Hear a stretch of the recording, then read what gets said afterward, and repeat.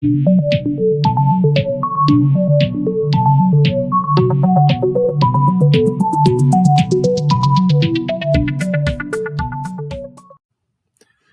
YouTube community. It's Robert S., and welcome back to Robscure Music, your home for lesser-known artists and or albums that are out there in the musical universe. So in today's video, I'd like to discuss a 1991 album that briefly made a UK band famous. That band is Jesus Jones, and this album is called Doubt.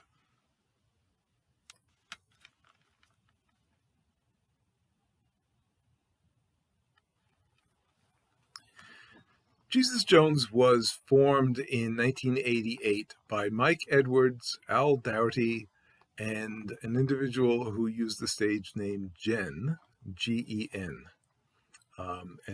He was born Simon Matthews. That's his real name. So the three of them had decided to leave the bands that they were in and form their own band, which they called Camouflage.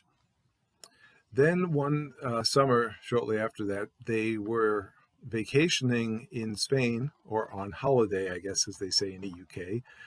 And it occurred to them that while they were there on the beaches and enjoying themselves in Spain, that they were three, as they put it, Joneses, amongst many people called Jesus, or as they would refer to it, Jesus.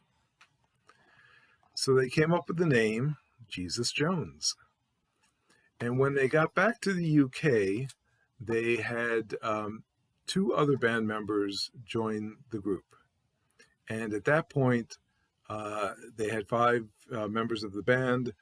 Mike Edwards was the guitar player and did lead vocals. They had Jerry DeBorg, who was also a guitarist. Al Doughty was the bass guitarist.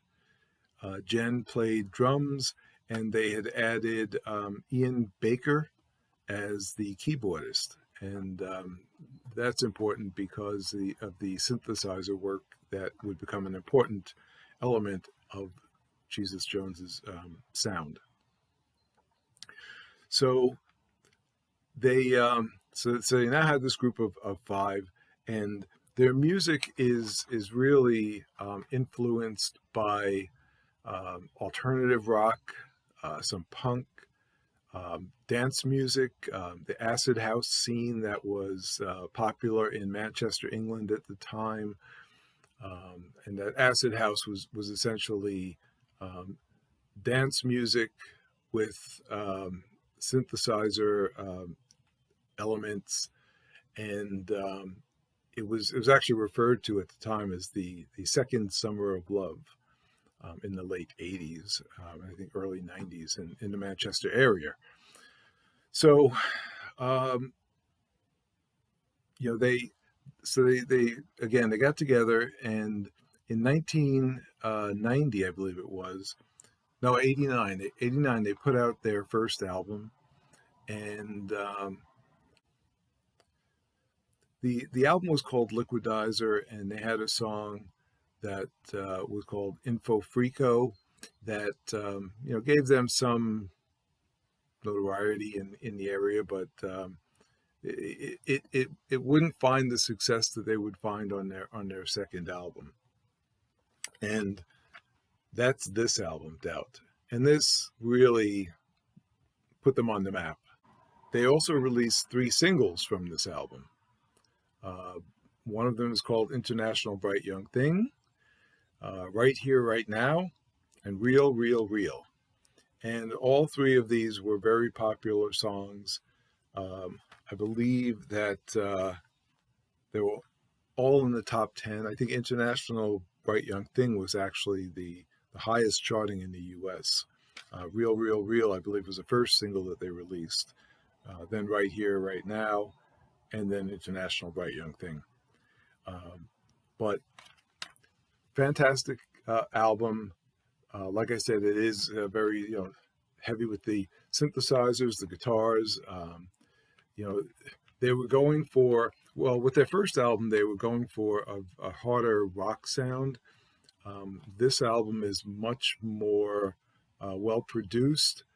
I think Real, Real, Real in particular is a track that essentially was aimed at their core audience, which was the people in the dance club. You know, um, the song itself is, musically a great song.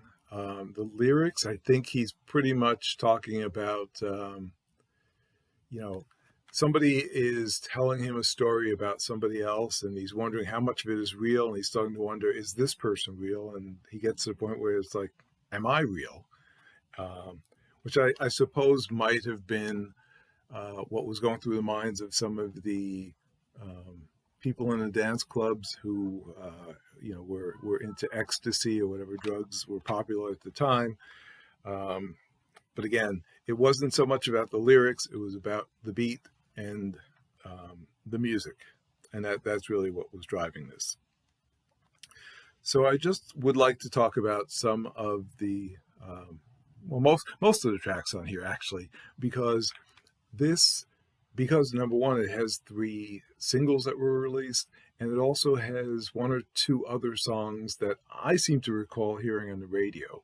So I think a lot of the songs may be recognizable, um, and the album comes off almost as a greatest hits collection. Uh, and certainly, I think personally, if there's one Jesus Jones album that you want to get and listen to, this is it. This is the one. So the first song on the album is called Trust Me. And it actually starts off with, before the music really kicks in, a spoken word, where Mike Edwards is saying, "Trust me, I know what I'm doing." And the music kicks in and says, trust me. And it really kicks into um, a somewhat aggressive guitar driven song, which is very high energy, great way to open the album. And at 2 minutes and 5 seconds, it's the shortest song on here, but what an opener. And I just love the line, trust me, I know what I'm doing. And then you get into the album. So absolutely fantastic start. The next song is called Who, Where, Why. And in this song, they're basically, questioning, who am I? Where am I? Why do I feel this way? Um, maybe we've all felt this at one point or another. And the after the chorus about, who am I? Where am I? Why do I feel this way? There's like a post-chorus response that just basically repeats Jesus Jones, Jesus Jones. And again, fantastic second song. So right off the bat, we got two great songs. And then we get into that big hit in the US, International Bright Young Thing. And this is one of my favorites, an absolutely fantastic song that hit, I think, number 7 in the UK and number 6 in the US. And it's basically starts off with this sort of, this fantastic drumming. And it's another high energy song. They started off with Trust Me as a high energy song. Who, Where, Why slows it down a bit. International Bright Young Things just kicks it back up again. And in the lyrics, I wrote that down here someplace. In the lyrics, he's singing, "I'm so tired, I can hardly think, so I feel instead, and let you loose inside my head. I hear you yelling it to me, spelling it out to me. When I thought I came from nowhere, I came from everywhere instead. International Bright Young Thing, now you know for sure that you make my world swing. International Bright Young Thing, make it swing." And if you know, I'm sure you'll recognize the song. Actually, what I'm going to try to do is have a couple short clips of these songs towards the end of the video, so you can listen to this very briefly and just get a feel for the album, see if you might enjoy it, and then you can take a listen. So after International Bright Young Thing, we have a song called I'm Burning. And this one, Mike drops his voice down. The music starts off with this sort of mysterious, atmospheric, almost like you almost dread what he's going to say. And then in the lyrics, he's essentially saying, in a somewhat maybe angry tone, so when I cried, where were you? And you know I cried because I saw you. And the song overall is more spoken than it is sung, but it's a very interesting song with an absolutely different sort of mood to it than the first three songs had. Then we get into the fifth song, which is again another one of the singles, Right Here, Right Now. And this is a song that actually, basically, Mike is marveling at the fact that we are witnessing the end of the Soviet Union. The Berlin Wall comes down, and he's singing. It's basically, we're here right now, right here, right now, and we're witnessing history. So, fantastic sort of moment in time song. And as a matter of fact, one of the things I remember him saying about his songwriting is he wasn't ever trying to write a song that would have long lasting appeal. He was writing things that were sort of for the moment, and he didn't think that using that mindset and that style to write songs would really enable them to have songs that they would be playing 30, 40 years later. They were wrong. This still has appeal now. Yes, it's somewhat dated in terms of the sense that you get from the synthesizers and the music, but it's not dated in as much as, say, John Lennon's Sometime in New York City might be. That was most certainly a particular time and place, and a year or two later that's dated. This never, to me, feels dated. And then we've got last song on this side of the listing, not on the CD because there's no side A and B or 1 and 2, but it's a song called Nothing to Hold Me. And this is more of a rap style, if you will, and it actually sounds to me a lot like the type of song that Beck did with the song called Loser. So if you're familiar with the Beck song Loser, which was popular in around 94, I think. Again, this album was in 91. So I don't think they certainly weren't copying what Beck had done, but it reminds me so much of that style. But again, something different, interesting at the time, and an enjoyable listen. So in my mind, we've had so far 6 absolutely fantastic songs.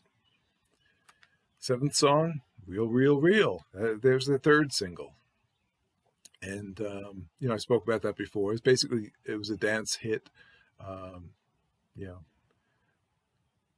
perhaps somewhat nonsensical lyrics, but that wasn't the point. Then we've got the eighth song called Welcome Back Victoria. And this is a song that I think many people may have heard, been somewhat familiar with. Mike Edwards claims he doesn't know anybody named Victoria, but he wrote a song, and doesn't matter if he knows her or not. He did a great job. Then we have the next song, Are You Satisfied? In my mind, this is where the album starts to lose some of its appeal to me. I feel like they're starting to stumble here. Then we have 2 and 2. 2 and 2 always equals 4, as they sing. And again, it's a high energy type of song. It's fine. Not a lot I can say about it, really. Stripped, another, adequate song, I guess. And the last song on the album is called Bliss. And this is another slower song along the lines of, I'm Burning, but it's a lighter song, if you will. It's somewhat more relaxing. There's a bit of tension, if you will, in the song I'm Burning, not so much with Bliss. And it really sort of eases us out of this album. And as a matter of fact, as it gets towards the end, you do have these sort of repetitive notes, and you've got birds chirping, and they just sort of fade away. And you realize that you just had, a wonderful experience from listening to Jesus Jones. So the band, after this, they did release other albums, but they went largely unnoticed. I think the music at that point was moving in a different direction. You had artists like Counting Crows, the Cranberries, Beck, Ace of Base, that were really dominating the charts at the time. So, like I said, none of the other albums did quite as well as this. But again, if there's one album that I would recommend you get for Jesus Jones, this is the one. The band is actually still together, and they still tour post-COVID. And as a matter of fact, in this past April, Record Store Day, they had released, or I should say re-released, a compilation album that was a Japanese-only album. And it's a double album called Scratched. It's on colored vinyl. It's a blue and yellow, I think, marbled album that matches the cover artwork. So if you're interested, you can seek that out as well. If the Record Store Day albums are still available in your area or online. But again, personally, I think that if you get Doubt, you've got the best of what the band has to offer. So I hope you've enjoyed this video, and if you're not a subscriber to my channel, please hit that subscribe button below. Hit the notification bell if you want to be notified every time I upload another video. And to my 109 currently subscribers, number one, I want to thank you all for subscribing. Two, I did actually pass 100. It was Memorial Day weekend. I believe it was that Sunday. So I know it's sort of arbitrary, but we like these nice round numbers like 100. So uh, I appreciate everyone that has taken the time to subscribe and listen to my videos. And again, you know, I want to thank you. Stay safe, and remember, if the music strikes a chord, let it play. Trust me, I know what I'm doing.